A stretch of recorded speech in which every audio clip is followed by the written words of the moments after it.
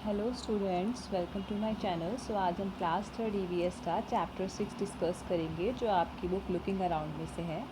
Chapter का name है foods we eat. So इसका फर्स्ट क्वेश्चन है, what did you eat yesterday, write it on the plate. So इसमें आपको basically बताना है कि आपने कल क्या खाया या हाल ही में आपने क्या खाया है। उससे बुक में आपके एक डायग्राम होगा, प्लेट का डायग्राम। उस प्लेट के डायग्राम में आपको वो सब चीज़ें लिखनी है, वो सब फूड आइटम्स लिखने हैं जो आपने हाल ही में खाए हैं। तो मैंने यहाँ पर सैम्पल आंसर लिखा है, आई एट लेडी फिंगर, राइस, चपाती, दाल, खीर यस्टरडे। आप चाहे तो ये आंसर लिख सकते हैं, अदरवाइज़ आप अपनी तरफ से भी इसका आंसर लिख सकते हैं।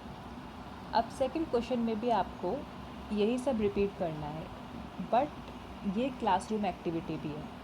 डिपेंड करता है कि ये आप क्लासरूम में कर रहे हैं या आप होमवर्क के उससे कर रहे हैं। तो सेकंड क्वेश्चन है, now on the black board write the names of all the food items that you have written on your plate. तो अब आपको वो सब फूड आइटम्स ब्लैक बोर्ड पर लिखने हैं जो आपने वो डायग्राम वाली प्लेट पर लिखे हैं।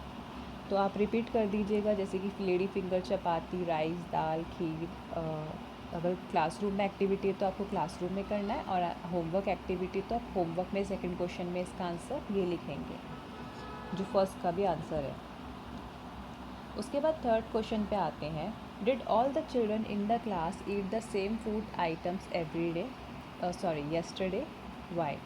सो इसमें पूछा है कि क्या सभी बच्चों ने कल या हाल ही में सेम ही तरह का खाना खाया था या अलग अलग तरह का खाना खाया था, और क्यों ऐसा किया था उन्होंने। तो इसका आंसर है no, all the children eat different food item because every one can not like same food, different people have different choice. इसका मतलब ये है कि जो सभी बच्चे हैं उन्होंने अलग अलग तरह का खाना खाया, क्योंकि हर किसी को अलग अलग तरह का खाना पसंद होता है, सबकी चॉइसेस अलग अलग होती हैं। उसके बाद फोर्थ क्वेश्चन है, you must have noticed that in the picture there is one child in whose house no food was cooked, what could be the reason. तो इसमें पूछा है कि आपके बुक में एक डायग्राम है, एक पिक्चर है, उसमें आपको ये बताना है कि वो जो बच्चा उस पिक्चर में है या जो वो चाइल्ड है पिक्चर में, उनके घर में खाना क्यों नहीं बन रहा है। तो इसका आंसर देखिए, आप ये लिख सकते हैं, there could be many reason for it, like child could be from poor family so they can't afford all time meals, for fuel for cooking would be exhausted, may be child did not like the food which was cooked yesterday. तो इसके काफ़ी इसका मतलब ये है कि जो बच्चा है, हो सकता है कि उसकी फैमिली पुअर हो, इसलिए वो 3 वक्त का खाना अफोर्ड ना कर पाते हो सकता है कि उनके घर में कुकिंग ऑयल ख़त्म हो गया हो, फ्यूल ख़त्म हो गया हो, या गैस ख़त्म हो गया हो, या ये भी हो सकता है कि आज उनका खाना बनाने का मन ही ना हो। तो बहुत सारे रीज़न्स हो सकते हैं, आप अपने अकॉर्डिंग कोई भी रीज़न लिख सकते हैं, अदरवाइज़ आप ये आंसर भी कॉपी कर सकते हैं, ठीक है। उसके बाद फिफ्थ क्वेश्चन आता है, has it ever happen to you that on some day you were very hungry but there was nothing to eat, if yes why. So इसमें ये पूछा है कि ऐसा कभी हुआ है कि आपकी लाइफ में ऐसा कोई दिन हुआ है जिसमें आपको बहुत भूख लगी हो, बट आपके घर में कुछ खाने को ना हो, ठीक है। सो इसका आंसर आप लिख सकते हैं, yes once when I got back from the school I was so hungry when I went to the kitchen there was nothing to eat, my family went to attend a family function. I called my mother and tell her about my condition. She told me that she kept my food in fridge. सो इसका answer ये है, इसका Hindi meaning ये है कि एक बार क्या हुआ कि मैं स्कूल से आया था या आई थी, जो भी आपका जेंडर है आप उसके अकॉर्डिंग लिख सकते हैं, हिंदी मीडियम वाले स्टूडेंट। एंड मैंने देखा कि मैं भूखा था और मैंने देखा कि किचन में कुछ भी नहीं है खाने को, और मेरी सारी फैमिली किसी फंक्शन में गई थी। तो मैंने क्या किया, मैंने अपनी मदर को कॉल किया एंड मेरी मदर ने बताया कि उन्होंने मेरा खाना फ्रिज में रख दिया है। तो इस टाइप का आंसर आप लिख सकते हैं, अपनी तरफ से भी लिख सकते हैं और ये भी कॉपी पेस्ट कर सकते हैं। उसके बाद six question, how do you know that you are hungry. कि आपको कैसे पता चलता है कि आपको भूख लगी है। तो इसका आंसर है when I am hungry I crave for food and feel a slight pain in my stomach. कि भाई जब भी मुझे भूख लगती है ना, तो मुझे खाने की डिज़ायर होती है, मुझे विश होती है कि मुझे फूड मिल जाए जल्दी से या खाना जल्दी से बन जाए। और सेकंड ये होता है कि जो स्टमक का एरिया होता है, जो पेट का एरिया होता है, उस पर स्लाइटली पेन एंड सेंसेशन होती है ना, गुड़गुड़ हो जाता है पेट में। और हम उसको कई बार कैसे ऐसे ही बोलते हैं कि हमारे पेट में चूहे दौड़ रहे हैं। तो इस टाइप की सेंसेशंस होती हैं, वो आप लिख सकते हैं, ये आंसर लिख सकते हैं आप। उसके बाद सेवन्थ क्वेश्चन है why was Dadi not able to climb the stairs quickly. So ये आपका जो क्वेश्चन है ये चैप्टर में से है, स्टोरी में से है, कि जो दादी थी वो सीढ़ियों को जल्दी से क्यों नहीं चढ़ पाती थी। तो इसका आंसर आप लिखेंगे Dadi is old, her bone and muscles are weakening with the growing age, that's why she is not able to climb staircase quickly. कि भाई जो दादी थी वो काफ़ी बुज़ुर्ग थी, ओल्ड थी, और जो उनकी हड्डियाँ थी, मसल्स थी, वो बुढ़ापे की वजह से वीक हो रही थी। इस वजह से वो सीढ़ियों को जल्दी से नहीं चढ़ पाती थी। अब नेक्स्ट क्वेश्चन देखते हैं, हाउ डज़ दादी लाइक टू हैव दाल। कि भाई दादी को दाल को कैसे खाना पसंद था। तो इसका आंसर है Dadi is old and her teeth has become weak, so she eats food that is easy to chew and bite. Dadi likes to have some sugar in her dal. She dips her chapatis in the dal so that it becomes soft and can be eaten easily by her. कि जो दादी हैं, क्योंकि उनके दांत काफ़ी week थे, इसलिए वो ऐसा खाना खाना पसंद करती थी जो वो इजीली अपने दांतों से चबा सके और तोड़ सके। और वो जो दाल होती थी उसमें हमेशा शुगर थोड़ा मिला लेती थी, और जो चपाती के टुकड़े होते थे वो उसको डिप कर लेती थी, उसे भिगो देती थी दाल में, और इस तरह से वो दाल को खाती थी। वो चपाती को दाल में इसलिए भिगाती थी ताकि वो चपाती सॉफ्ट हो जाए और इजीली उनके दांतों से चबाई जाए। उसके बाद नेक्स्ट क्वेश्चन देखते हैं, how many persons in the story can eat भुट्टा ईजिली एंड वाई। कि इसमें पूछा है कि भाई जो स्टोरी आपने पढ़ी थी विपुल की और उसकी फैमिली की, तो उसमें से कितने लोग ऐसे थे जो भुट्टे को ईज़िली चबा सकते थे, और उसके पीछे की क्या वजह थी। तो उसका आंसर आप देखिए, 3 persons in the story can eat भुट्टा easily. They are Vipul, his mother and his mommy. They can eat भुट्टा easily as they have strong teeth. Dadi is old and has weak teeth, while Chutki is too young and does not have teeth. So Dadi and Chutki cannot eat भुट्टा. तो इसका meaning ये है basically कि जो story में विपुल था, उसकी मम्मी थी और उसकी मामी थी, वो तीनों तो आसानी से जो भुट्टा था उसे चबा सकते थे, बिकॉज़ उनके जो दाँत थे वो काफ़ी स्ट्रॉन्ग थे, हेल्दी थे। लेकिन अगर हम बात करें दादी की, तो दादी उस भुट्टे को नहीं चबा सकती थी। इसका कारण ये था कि दादी के दाँत क्या थे, वीक थे, बुढ़ापे के कारण उनके दाँत वीक हो गए थे, जिसकी वजह से वो भुट्टा नहीं चबा सकती थी। और अगर हम चुटकी की बात करें, तो चुटकी तो बहुत ही छोटी बच्ची थी, वो 4 महीने की एक बच्ची थी, और 4 महीने में पता है कि किसी भी बच्चे के दाँत नहीं आते हैं। तो चुटकी तो बिल्कुल ही दूर दूर तक भुट्टे को नहीं चबा सकती थी। इवन वो तो शायद अपनी माँ के दूध के अलावा कुछ और नहीं खा पी सकती थी। तो यही रीज़न था कि विपुल की मम्मी और विपुल की मामी तो भुट्टा खा सकते थे, बट दादी और चुटकी भुट्टा नहीं खा सकते थे। दादी के दाँत स्ट्रॉन्ग नहीं थे और चुटकी के तो दाँत ही नहीं थे। उसके बाद 10th क्वेश्चन है, can all old people eat भुट्टा वाई। इसमें पूछा है कि क्या सभी जो बुज़ुर्ग लोग होते हैं भुट्टा खा सकते हैं, और क्यों या क्यों नहीं। तो इसका आंसर है most of the old people can't eat bhutta as their teeth and gums are weak. कि जो ज़्यादातर बुज़ुर्ग लोग होते हैं वो भुट्टा नहीं खा सकते, क्योंकि जो उनके दांत होते हैं और गम्स होते हैं, उनके मसूड़े और दांत, वो काफ़ी वीक हो जाते हैं बुढ़ापे में। उसके बाद 11th क्वेश्चन है, for 4 months Chutki will have only her mother's milk, this is her only food why. कि इसमें पूछा है कि जो 4 महीने की चुटकी थी, जो छोटी बच्ची थी, क्या सिर्फ उसके लिए उसके मदर का ही मिल्क एक ओनली फूड था, और वो क्यों था। लाइक इसमें आपको ये बताना है कि चुटकी के लिए उसके मदर का ही मिल्क क्यों ज़रूरी था, वो क्यों और दूसरे फूड आइटम्स को नहीं खा सकती थी।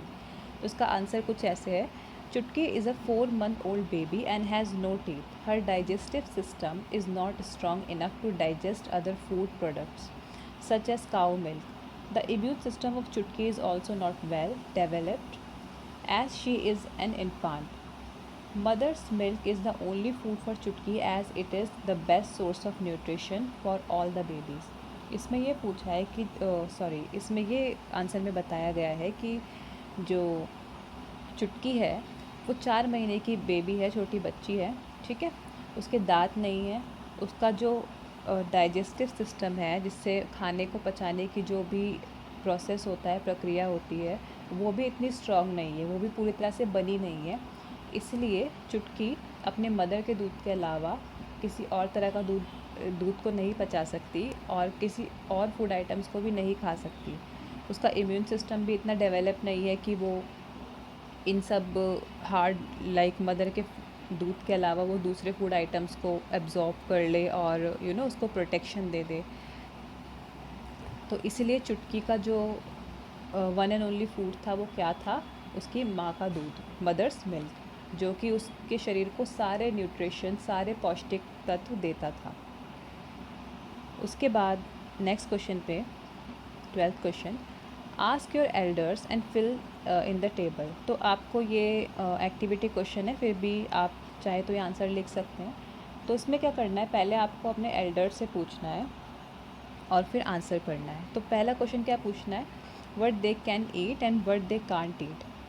तो अब आपको अपने एल्डर से ये पूछना है कि बच्चे क्या खा सकते हैं, जैसे कि चाइल्ड लिखा है यहाँ पे, तो बच्चे क्या खा सकते हैं। तो बच्चे खा सकते हैं मिल्क, मैश्ड बनाना। और बच्चे क्या नहीं खा सकते, वो शुगर केन, चपाती, भुट्टा, इन सब हार्ड चीज़ों को नहीं खा सकते। उसके बाद आपको पूछना है कि यंग लोग क्या खा सकते हैं। तो what they can eat, rice, dal, bhutta, कि जो यंग लोग हैं वो राइस, दाल, भुट्टा खा सकते हैं। और वो क्या नहीं खा सकते, तो वैसे तो ऐसी कोई भी चीज़ नहीं है जो यंग लोग नहीं खा सकते। यंग लोग ऑलमोस्ट सारी चीज़ें खा सकते हैं, चाहे वो हार्ड फूड हो या वो सॉफ्ट फूड हो, ठीक है। इसलिए यहाँ पे ब्लैंक छोड़ दिया है, आप भी ब्लैंक छोड़ सकते हैं। उसके बाद आता है ओल्ड, जो ओल्ड लोग होते हैं वो क्या खा सकते हैं।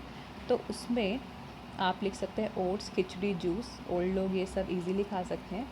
और वो क्या नहीं खा सकते, भुट्टा, शुगर केन, ठीक है। वो जो ओल्ड लोग होते हैं भुट्टा, शुगर केन ये सब नहीं खा सकते, बिकॉज़ उनके दाँत बड़े वीक हो जाते हैं ओल्ड एज में, तो उनके दाँत फैसिलिटेट नहीं करते ये सब फूड आइटम्स खाने के लिए उन्हें। नेक्स्ट है 13 question, put on the things that you eat often, कि अब आपको वो सब चीज़ें यहाँ पर मार्क करनी है जो आप हमेशा खाते हैं। जैसे कि यहाँ पे राइस, वीट, बार्ले, ओट्स, मेज़, मिलेट, यू नो ये कपा, रागी, ये सब दिया हुआ है।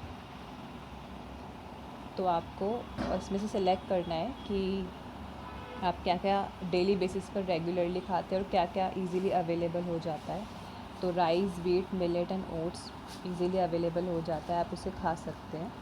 आई मीन खाते ही होंगे, वेरी कॉमन फूड आइटम्स हैं ये सब, हमारे एवरीडे लाइफ में हम इसे खा ही लेते हैं। उसके बाद नेक्स्ट क्वेश्चन है, write the names of 3 food items that you like to eat and 3 that you dislike.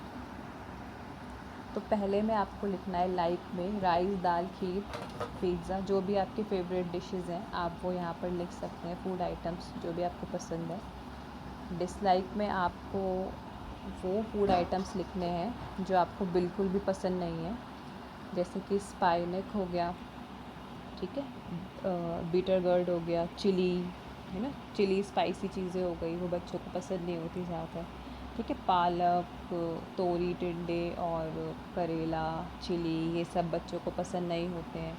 तो आप वो सब चीज़ें अपने अकॉर्डिंग लिख सकते हैं जो आपको पसंद है, जो आपको पसंद नहीं है।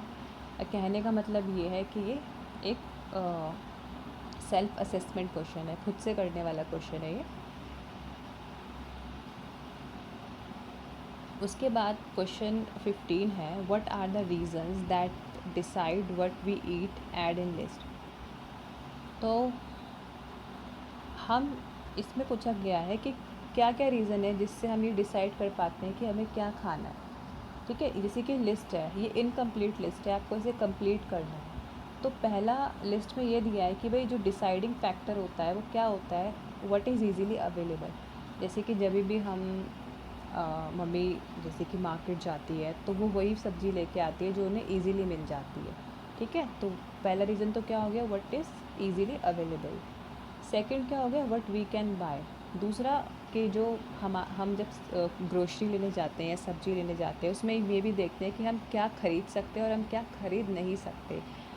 ठीक है, तो जो इजीली हम बाय कर सकते हैं उससे हम इससे भी डिसाइड होता है कि हम क्या फूड आइटम्स या क्या हम अपनी ग्रोसरी लिस्ट पे ऐड अप करें।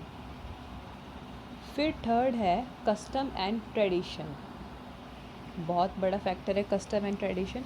जैसे कि हमारे इंडिया में कुछ फैमिलीज़ वेजिटेरियन होती हैं, कुछ फैमिलीज़ नॉन वेजिटेरियन होती है। तो जो वेजिटेरियन फैमिलीज़ होती हैं वो कभी भी मीट या डेयरी प्रोडक्ट्स को अपनी ग्रोसरी लिस्ट में ऐड अप नहीं करते, या वो कभी भी उन चीज़ों को छूते तक भी नहीं है, तो खाने की तो दूर की बात है। वहीं पे अगर नॉन वेज वाले लोगों की बात करें तो वो खा लेते हैं नॉन वेज वगैरह, फ़िश चिकन वगैरह उनके घर में बन जाता है। तो कस्टम एंड ट्रेडिशन का भी काफ़ी फ़र्क पड़ता है हमारी डाइट पे, हमारे फूड हैबिट्स पे। ठीक है, कि जिस ट्रेडिशन को हम फॉलो करते हैं खाना भी उसी ट्रेडिशन का खाते हैं। जैसे कि राजस्थान में राजस्थानी ट्रेडिशन में दाल बाटी चूरमा खाते हैं, पंजाब में हम कढ़ाई पनीर नान वगैरह खाते हैं, या अगर हम नॉर्थ ईस्ट की बात करें तो वहाँ पर लोग बॉयल राइस मोमोज़ वगैरह ये सब खाते हैं लोग। एंड अब दो रीज़न आपको अपनी मर्ज़ी से लिखने हैं यहाँ पर। नीचे आप जैसे कि लिख सकते हैं विच इज़ हेल्दी। ठीक है, ये भी बहुत वैलिड पॉइंट है। किसी भी फूड आइटम को सिलेक्ट करने से पहले हमें ये ज़रूर देखना चाहिए कि वो हेल्दी है या नहीं है। अगर वो हेल्दी नहीं है तो हमें उसे नहीं खाना चाहिए, और अगर वो हेल्दी है तो हमें उसे अपनी डाइट में ज़रूर ऐड करना चाहिए।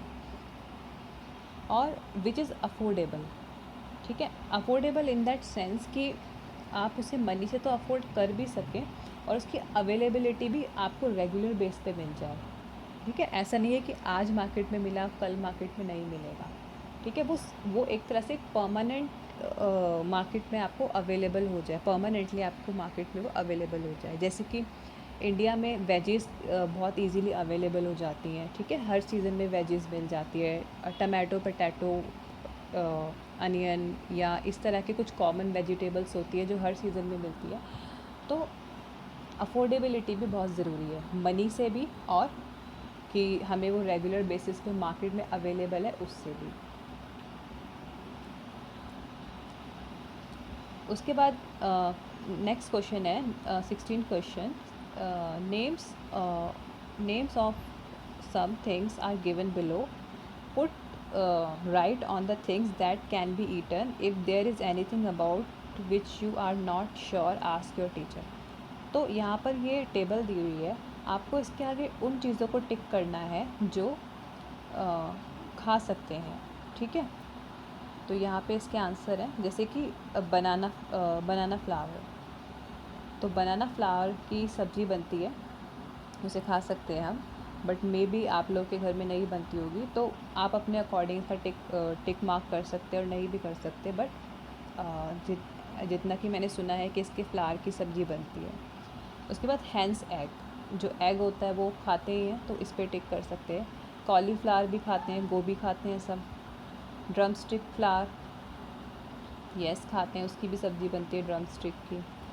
फिर है लीव्स ऑफ अरबी, अरबी के पत्तों की सब्ज़ी बनती है, उसे भी खाते हैं। मीट भी खाते हैं, बट डिपेंड करता है कि वो किसका मीट है। लाइक कॉमनली इसमें मीट से इनका जो ये रिगार्डिंग जिसकी बात कर रहे हैं वो चिकन या वगैरह उसी से है। मशरूम भी खाते हैं, रेड नहीं खाते, इसलिए यहाँ पे आपको कुछ मार्क नहीं करना। ठीक है, ब्लैंक छोड़ना है। सीड्स ऑफ अनियन भी खाते हैं, टिक कर लीजिए। लोटस स्टैम्प भी खाते हैं, कमल ककड़ी। फ़िश भी खाते हैं, क्रैब भी खाते हैं, जो सी फूड खाना पसंद करते हैं वो क्रैब एंड फ़िश खाते हैं, क्रैब एंड फ़िश को। रेड एंड्स नहीं खा सकते, इसलिए मार्क नहीं करना यहाँ पे कुछ भी।